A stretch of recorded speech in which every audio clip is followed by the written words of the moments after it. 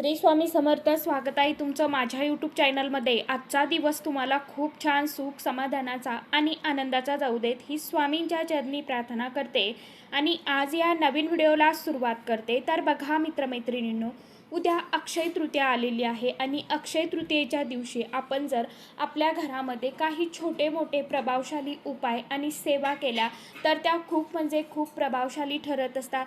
म्हणूनच कारण की बघा, आजकालच्या युगामध्ये बरंचसं वातावरण जे आहे तर ते बिघडलेलं आहे आणि अशातच आपल्या आईवडिलांना आपल्या मुलांची ही प्रत्येकाला काळजी असते. आपल्या मुलांची प्रगती व्हावी, त्यांना यश मिळावं, म्हणून अक्षय तृतीयेच्या दिवशी मुलावरून आपल्याला ही एक वस्तू जी आहे तर ती ओवाळून टाकायची आहे. अक्षय तृतीया म्हणजे 3.5 मुहूर्तांपैकी एक संपूर्ण मुहूर्त. अक्षय तृतीयेचा दिवस हा अतिशय अत्यंत खास असतो. त्याचप्रमाणे आपल्या पितरांची पूजा करण्यासाठी हा दिवस सर्वोत्तम मानला जातो. त्याचबरोबर सोने चांदी खरेदी करणं, नवीन वस्तूंची खरेदी करणं किंवा या दिवशी नवीन घर घेणे, जमीन घेणे, गाडी घेणे यासाठी सुद्धा हा दिवस जो आहे ना तर तो खूप चांगला मुहूर्त मानला जातो. अशा या अक्षय तृतीयेच्या दिवशी आपण आपल्या मुलांवरून जर एक वस्तू ओवाळून टाकली तर नक्कीच आपल्या मुलांची प्रत्येक क्षेत्रामध्ये प्रगती जी आहे तर ती होत असते. त्याच्यामध्ये जर काही दोष असतील, नकारात्मकता असेल तर ती सुद्धा नष्ट होईल. अक्षय तृतीयेच्या दिवशी केलेले प्रत्येक काम हे अक्षय राहते, जे कधीही नाश पावत नाही. त्याचबरोबर या दिवशी दानधर्म करण्याला देखील खास विशेष अनन्यसाधारण महत्त्व आहे.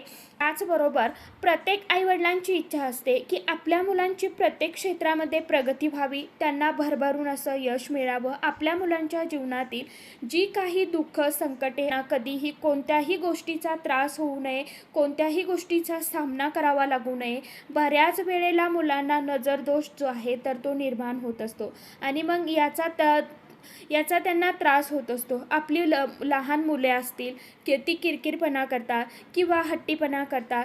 मोठी मुलं असेल तर त्यांना हवं तसं यश मिळत नसेल, त्यांच्या जीवनामध्ये सतत काही ना काही अडचणी ज्या आहेत तर त्या येत असतील, तर म्हणूनच आपण आपल्या मुलांवरून ही एक वस्तू जी आहे तर ती ओवाळून टाकायची आहे. आता आपल्याला ही वस्तू ओवाळून टाकायची आहे, तर हा उपाय कुणी करावा, कशा पद्धतीने करायचा आहे, त्याचप्रमाणे कोणत्या वेळेमध्ये आपल्याला खास करून हा उपाय करायचा आहे आणि महत्त्वाचं म्हणजे अशी कोणती वस्तू आपल्याला आपल्या मुलांवरून ओवाळून टाकायचं आहे.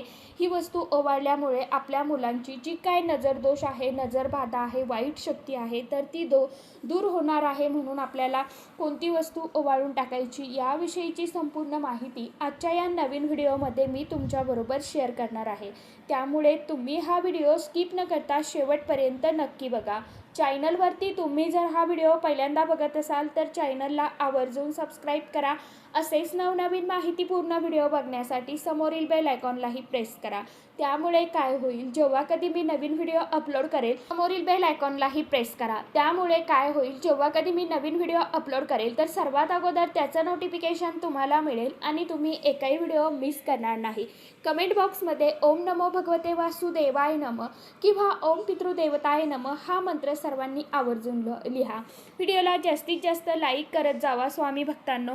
तर बघा मित्रमैत्रिणींनी, आता बघा, सर्वात महत्त्वाचा प्रश्न असतो की हा उपाय कोणी करावा, कोण करू शकतं. तर हा उपाय आई करू शकते किंवा मग वडील करू शकतात. त्याचप्रमाणे घरातील कोणतीही मोठी व्यक्ती हा उपाय करू शकते. आपलं एक मुलं असेल तरी आपल्याला हा उपाय करता येतो किंवा मग आपली 2 मुलं असेल, 3 मुलं असेल तरीसुद्धा तुम्ही हा उपाय करू शकता. आता मुलगा असेल तरी हा उपाय करू शकता आणि जरी मुलगी असेल तरीसुद्धा उपाय करू शकता. लहान मुलांपासून ते अगदी कॉलेजमध्ये जाणाऱ्या मुलांपर्यंत, तसेच नोकरी करणाऱ्या मुलींसाठी सुद्धा आपण हा उपाय करू शकता. प्रत्येकासाठी आपल्याला जेव्हा हा उपाय करायचा आहे त्यावेळेला प्रत्येक मुलाला आपल्याला बसून सेपरेट साहित्य घेऊन तुम्हाला जे काय मी वस्तू सांगणार आहे तर त्या वस्तू तुम्हाला फक्त वेगवेगळ्या घ्यायच्या आहे आणि हा उपाय आपल्याला आपल्या मुलांसाठी करायचा आहे. 2 मुलं असतील तर 2 वेळेला आपल्याला हा उपाय करायचा आहे. समजलं? असं अजिबात करायचं नाही की आता 2 मुलं आहे, आपण एकदा वस्तू घेतल्या, मग एकदा बसली मुलं की एकाच पूर्ण त्या सामानाने किंवा त्या वस्तूने आपण दोघांवरून त्या वस्तू ओवाळून घ्यायच्या आणि टाकून द्यायच्या. असं करायचं नाही. बरोबर व्हिडिओ व्यवस्थित ऐका. सांगितल्याप्रमाणे सर्व साहित्य घ्यायचं आहे. त्याचप्रमाणे आपल्याला 2 मुलं असतील तर 2 मुलांचं सामान, आपल्याला ज्या वस्तू सांगणार आहे त्या वेगवेगळ्या तुम्हाला काढून घ्यायच्या आहे आणि नंतरच आपल्याला उपाय करायचा आहे. तर बघा, प्रत्येकासाठी आपल्याला हा जो उपाय आहे तर तो वेगळा करायचा आहे. कोणत्या गोष्टीसाठी आपण हा उपाय करू शकतो, म्हणजे हा उपाय आपण जर केला तर मुलांच्या जीवनातील कोणत्या समस्या नष्ट होतात. बऱ्याच वेळेला काय होत असतं ना की आपल्या घरामध्ये कुणी ना कुणी सतत येत असतं. काही लोक जे आहेत तर त्यांच्या मनामध्ये आपल्या मुलांबद्दल वाईट विचार असतात, वाईट भावना असते. आपल्या मुलांचं तोंड देखलं कौतुक केलं जातं, परंतु त्यांच्या मनामध्ये काय, आपल्या मुलांबद्दल वाईट भावना असते. नजर दोष जो आहे तर तो निर्माण होत असतो आणि त्यामुळेच मुले जेव्हा शाळेमध्ये कॉलेजमध्ये जातात तर त्या वेळेला सुद्धा कधी त्यांना वाईट शक्तीचा त्रास जो आहे ना तर तो होत असतो. म्हणून आपल्याला हा जो उपाय आहे तर तो करायचा आहे. हा उपाय आपल्याला करायचा आहे संध्याकाळच्या वेळेला, म्हणजेच तिन्ही सांजेच्या वेळेला. बरोबर 6 वाजेपासून तुम्ही रात्री 12 वाजेपर्यंत हा उपाय करू शकता. काही अडचण नाही. काही कारणाने जर आपल्याला या वेळेमध्ये उपाय करणं नाही शक्य झालं तर तुम्ही अगदी झोपेपर्यंत हा उपाय करू शकता. आता बऱ्याच वेळेला काय होतं बघा, आपल्या मुलांच्या जीवनामध्ये काही ना काही समस्या ह्या निर्माण होत असतात. कधी समस्या शैक्षणिक असू शकतात, म्हणजे आपल्या मुलांना अभ्यासामध्ये मार्क्स चांगले मिळत नाही, त्यांची शैक्षणिक प्रगती होत नाही. बऱ्याच वेळेला मुलं खूप अभ्यास करतात परंतु त्यांची स्मरणशक्ती कमजोर पडते. जो काही अभ्यास केलेला आहे, वाचलेला आहे तर त्यांच्या लक्षामध्ये राहत नाही. ऐन परीक्षेच्या वेळेला त्यांना पेपरमध्ये लिहिता येत नाही. खूप अभ्यास केला तरीसुद्धा आपल्याला स्मरणशक्ती कमजोर असल्यामुळे पेपरमध्ये ज्यावेळी आपण लिहितो ना तर त्यावेळी लिहिता येत नाही. त्यावेळेला सुद्धा नजरदोष जो आहे ना तर तो असू शकतो बरं का. तसेच त्यांच्या जीवनामध्ये कधी नोकरी संबंधी काही समस्या असू शकतात. आपली मुलं जर नोकरी शोधत आहेत तर मनासारखी नोकरी मिळत नाही आहे किंवा मग नोकरी करत आहेत परंतु त्या नोकरीमध्ये त्यांचं मन लागत नाही आहे किंवा मग त्या नोकरीमध्ये त्यांचा पगारवाढ होत नाही आहे, नोकरीमध्ये त्यांना प्रमोशन मिळत नाही आहे किंवा कधी मुलं सतत घरामध्ये आजारी पडत आहे. लहान मुलं असतील तर ती खूप चिडचिडपणा, हट्टीपणा करतात किंवा मग मुलं व्यसनाच्या आहारी जाऊ शकतात किंवा वाईट नादाला लागलेले असतात. तर अशा कोणत्याही जरी समस्या असतील तरीसुद्धा आपल्याला हा उपाय करायचा आहे. यामुळे त्यांच्या जीवनामध्ये येणारी दुःख, संकटे नष्ट होतात. फक्त आपण जेव्हा उपाय करतो त्यावेळेला एकदाच उपाय केला आणि लगेच फरक पडलं असं होत नाही बरं का. तर आपल्याला उपायामध्ये सातत्य जे आहे तर ते ठेवायचं आहे. प्रत्येक उपाय हा ठराविक तिथीला आपण केला तर त्याचं आपल्याला निश्चितपणे फळ जे आहे ना तर ते नक्कीच प्राप्त होत असतं. आता हा उपाय करण्यासाठी आपल्याला काय करायचं आहे बघा. सर्वप्रथम देवघरातील देवांसमोर आपल्याला दिवा धूप लावून घ्यायचा आहे. तुळशीजवळ दिवा धूप लावून घ्यायचा आहे. त्यानंतर आपल्याला मुलांसाठी उपाय करायचा आहे. तर मुलांना स्वच्छ हातपाय धुवायला सांगायचे आहे आणि आपल्याला एका पाटावरती मुलाला किंवा मुलीला पाटावरती त्यांना पूर्व दिशेला तोंड करून बसवायचं आहे. चुकून देखील दक्षिण दिशेला किंवा उत्तर दिशेला आपल्याला तोंड जे आहे मुलांचं तर ते करायचं नाही. पूर्व किंवा पश्चिम या 2 दिशेलाच तोंड होईल अशा पद्धतीने आपल्याला आपल्या मुलांना बसवायचं आहे. त्यानंतर आपल्या मुलांवरून काही वस्तू ज्या आहेत तर त्या ओवाळून घ्यायच्या आहे. आता या व्हिडिओमध्ये आपण 2 प्रकारे वस्तू बघणार आहोत. दोन्हीपैकी कोणत्याही एका प्रकारे हा उपाय आपण केला तरी देखील चालणार आहे. आता पहिला उपाय जो आहे तर यासाठी आपल्याला लागणार आहे ते म्हणजे लाल वाळलेल्या सुक्या मिरच्या ज्या असतात ना तर त्या मिरच्या घ्यायच्या आहे. अखंड देठासह फुटलेल्या घेऊ नका, देठ नसलेल्या मिरच्या घेऊ नका. देठ वासणाऱ्याच मिरच्या आपल्याला घ्यायच्या आहेत. 5 घ्या, 7 घ्या, अशा मिरच्या तुम्हाला घ्यायच्या आहे किंवा मग 3 घेतला तरी देखील चालणार आहे. यानंतर आपल्याला खडं मीठ जे आहे ना तर ते घ्यायचं आहे. आपल्याला थोडीशी 5 ते 7 दाणे मोहरी घ्यायची आहे. पिवळी मोहरी तुमच्याकडे असेल पिवळी मोहरी घ्या, नसेल काळी मोहरी घेतली तरी देखील चालणार आहे. आणि हे साहित्य आपल्या मुलांवरून आपल्याला ओवाळून घ्यायचं. घड्याळाचा काटा ज्याप्रमाणे फिरतो ना, घड्याळाच्या काटेच्या दिशेने आपल्याला हे साहित्य मुलांवरून ओवाळून घ्यायचं.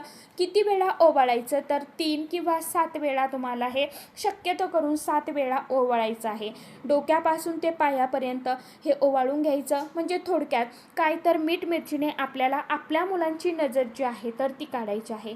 यानंतर हे साहित्य आपल्याला अग्नीमध्ये टाकायचं. आपल्याकडे जर चूल असेल चुलीमध्ये आपल्याला अगोदर अग्नी प्रज्वलित करायचं आहे. चूल नसेल तर मग एखाद्या भांड्यामध्ये आपण कागद वगैरे पेटवून घ्या किंवा काड्याकुड्या टाकायच्या आहे आणि त्या पेटवायच्या आहे आणि त्यामध्ये हे साहित्य आपल्याला जे आहे तर ते टाकून द्यायचं आहे. जेव्हा आपण हे साहित्य मुलांवरून ओवाळतो त्यावेळेला आपल्याला काहीही बोलायचं नाही आणि जेव्हा साहित्य आपण अग्नीमध्ये टाकतो त्यानंतर मुलाला उठायला सांगायचं आहे. अशा प्रकारे एका मुलाचा उपाय करून झाल्यानंतर दुसऱ्या मुलीला आपल्याला बसायला सांगायचं. आपण हा उपाय करू शकता. आता जर अग्नी पेटवणे शक्य नसेल तर मग मीठ मोहरी घ्यायची आहे. अशाच प्रकारे मुलांवरून तुम्हाला ओवाळून घ्यायचं आहे. थोडीशी तुरटी देखील घ्यायची आहे आणि हे आपल्याला खरकट्या पाण्यामध्ये बेसिंगमध्ये किंवा टॉयलेटमध्ये आपल्याला ते टाकून द्यायचं आहे. यामुळे सर्व प्रकारची नकारात्मकता इडापिडा नजरबाधा जी आहे तर ती नष्ट होत असते. आता हे सुद्धा जर आपल्याला शक्य झालं नाही तर मग आपल्याला काय करायचं आहे, मूठभर तांदूळ घ्यायचे आणि हे तांदूळ आपल्या ओंजळीमध्ये घ्यायचे. आपल्या मुलांवरून ते 7 वेळा वाळून घ्यायचे आणि काहीही न बोलता घरापासून आपल्याला थोडंसं दूर जायचं आहे आणि एखाद्या झाडाखाली आपल्याला जायचं. हे तांदूळ तिथे टाकून द्यायचे आहे. तांदूळ फेकताना कोणाच्याही अंगावरती पडणार नाही किंवा कोणाचेही पाय पडणार नाही किंवा कुणी हे तांदूळ ओलांडणार नाही, एवढी मात्र आपल्याला काळजी घेणं गरजेचं आहे. आपल्याला अशा पद्धतीने टाकायचे आहे कारण यामध्ये सर्व प्रकारची निगेटिव्हिटी जी आहे, नकारात्मक ऊर्जा जी आहे ना तर ती शोषली गेलेली आहे.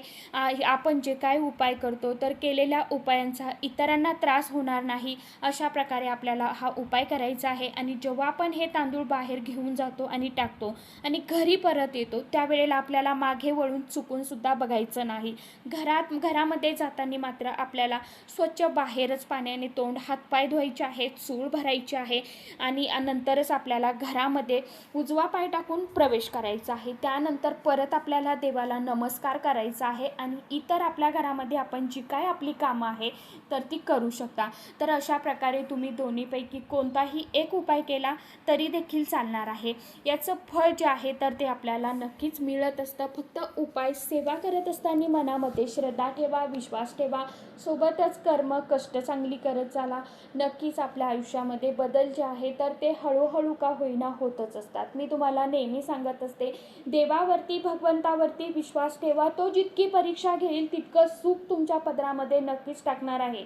कारण की कर्म हे भोगूनच फेडावं लागतं. म्हणून आपल्याला होईल तेवढी सेवा जी आहे तर ती करायची आहे. सोबतच कष्ट देखील करायचे आहे. परंतु आपल्या कष्टाला मेहनतीला आपल्या नशिबाची साथ मिळावी म्हणून आपण अशा ठराविक तिथीला जे काही प्रभावशाली उपाय करतो, छोटे मोठे सेवा करतो तर त्याचं फळ जे आहे तर भगवंत आपल्याला नक्कीच प्राप्त करून देत असतो. तर झालेली जी काय छोटीशी माझी सेवा आहे तर ती स्वामी महाराजांच्या चरणी रुजू करते. आजच्या व्हिडिओचा इथेच एंड करते. तर आशा करते व्हिडिओमध्ये सांगितलेली माहिती सर्वांना समजलीच असेल.